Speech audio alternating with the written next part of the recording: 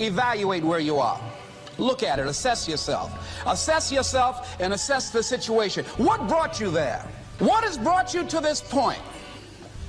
What did you learn from it? Are you learning anything, or are you doing it over and over and over again? Somebody said that insanity is doing the same thing in the same way, expecting a different outcome. Don't let this year be like last. And if last year was great, still don't let it be that way. Raise the standard. If your life is perfect and extraordinary, you darn well know you're not going to be happy unless you keep making it better. That's what makes us feel alive. It's not what we get that makes us happy. It's who we become and what we're able to give because we become more. If you want to begin to move, you've got to clear your mind of all the unnecessary luggage and baggage that's weighing us down. You're going to have people to do things to you. Things are going to happen to you. And the most important thing to do is to harness your will and let it go. And move so you can grow. So you can get on with your life.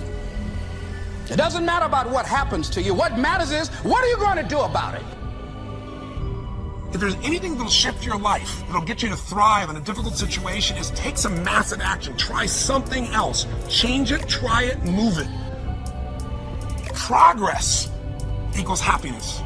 If you can start to make progress, if you can get yourself going, even if it's not perfect, if it doesn't work, you know what to do. Just change your approach. That doesn't work, change your approach. So often in life, people don't begin the journey because they're not quite sure what to do or how to do it right or how to do it perfect. You want to change your body? Get yourself moving. Don't wait for the perfect trainer. Just go out there and move. Put on your shoes and move and get momentum. I'm going to turn this situation around. I'm not going to sit back and moan and cry over what happened and what went wrong and who did what. I'm going to do something about this situation. The other thing is, take full responsibility for your life. Accept where you are and the responsibility that you're going to take yourself where you want to go. Someone said we have two primary choices in life. We can either accept conditions as they exist, or we can take the responsibility to change them. See, a lot of people want to exempt themselves from taking responsibility. All they want to do is talk about the problem. Every time you see them, they'll tell you their story over and over and over and over again. No. You want to take responsibility for your life. I got me here, I can get me out of this. And I'm getting out. I'm not going to be a volunteer victim. And so all you're looking for are new breakthroughs through practice and practice and practice. You'll get better and better and better. And there's still some things that will happen to you that will catch you on the blind side that you did not anticipate. You'll get knocked down, but you won't be knocked out. And so I say to you, it's possible you can live your dream if it's becoming a diamond, if it's having more, if it's achieving more, if it's being a better father, being a better mother, whatever it is, overcoming addiction, changing our society. It's possible you can live your dream. It's necessary that you have a plan of action, that you're resilient, that you stick to, and you work with the system, that you work with people, that you give support, and that you be there for them, that you have the vision and never give it up, that you become creative and relentless and keep on coming back again and again and again, and that it's you got to take personal responsibility to make it happen, and that it's hard. Easy is not an option. And when life knocks you down, jump back up and say, it's not over until I win. Avoid people and situations that upset you. See, there's some people that know just how to push your button. They know just what to say. But I'm not going to expend any energy arguing with anybody. Life is too short, ladies and gentlemen, and unpredictable. I don't want to spend my time arguing with anybody, so I avoid situations that will get me upset. I don't argue with people. Draw the line, ladies and gentlemen. There are certain things that we just go through life just taking, and at some point, you just got to draw the line and just say enough is enough. You got to do that with yourself. One negative stroke is 16 times more powerful than a positive stroke. And if you have people around you who are not sensitive to who you are, and the people that can hurt you the most, ladies and gentlemen, are the people that you love. They're the ones that you're vulnerable to. They're the ones that can get to you. And if they're insensitive, I don't care who they are. See, if you don't draw the line with people, if you just let them run rampant in your life, and you let things happen to you that you don't feel good about, if you continue to allow it to happen, you won't feel good about yourself. Your image of yourself will erode. So you've got to draw the line.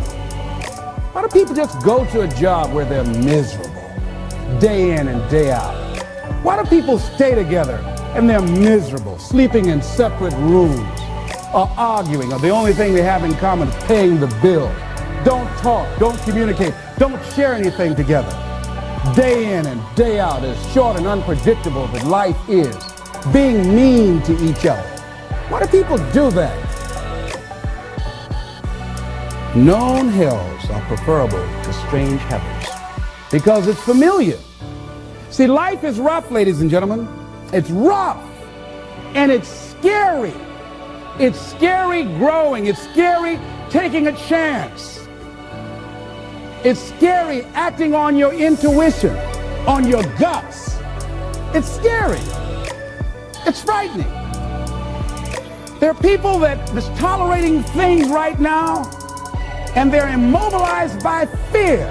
They can see the hammer coming, and they're afraid to even move because it's scary. To go against the dominant thinking of your family, friends, and those people you associate with every day is perhaps the most difficult act of courage you will ever perform. See, when you start growing, when you start changing the way you walk, the way you talk, the way you act, the way you respond to things, the way you use your time, when you start saying, no, I can't do that. Why? You're too busy. You don't have the time. No, I have my own agenda. So if people can put you on a guilt trip, they will. And use you and abuse you over and over and over again. You got to draw the line. You have to draw the line on them. Don't go through life feeling like you're powerless. Victims are people that are powerless. You're not powerless. You are powerful. You direct the power in your life. Whatever your life is right now, it is a duplication of your consciousness. It's a result of how you have decided to use your power. That's all it is. That's not who you are. That's just a perverted use of your power that you aren't satisfied with. And you've got the power to change that. Wherever you are. How? I don't know. But I know you've got the power to do that. But you don't know what has happened to me. It really doesn't matter what has happened to you. See, the only thing that really matters is what are you going to do about it? That's all that matters. That's all that matters. You can allow it to destroy you, or you can allow it to build you up. We never get to a level where we feel that there's nothing else for us to do, that we've achieved a certain number of goals and we figure that we're through. No. You don't want to stay there and celebrate too long like a lot of people do. When they do something they consider outstanding, they go around talking about what they used to do. See, let me tell you, I used to do this and I used to do that. Excuse me, used to be's don't make no honey. What are you doing now? You're still here breathing. That means you've got some more to give.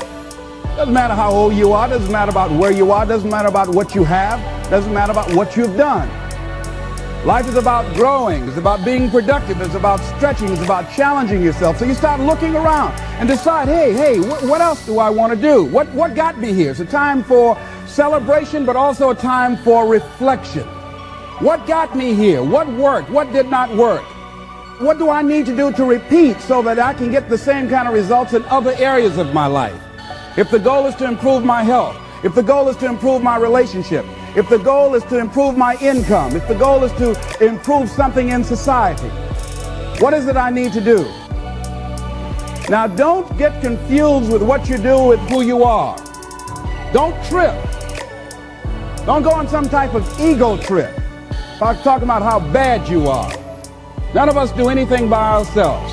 Develop an appreciation for external support as well as good fortune, because all of those things play a role. The other thing is, don't go overboard celebrating. You must meet with triumph and disaster and treat those two imposters just the same. You look at it, hey, I did it. I feel good about that. Now you're moving on to the next thing. Things did not work out the way you wanted them to work out. You didn't produce the results you wanted to produce. Hey, miss that. Win some, you lose some. Next, moving right on. Don't confuse who you are with what you do. And make your mind fertile ground for the seeds of opportunity. Think if you want to experience a sense of fulfillment, you've got to have an open mind so that ideas can come in there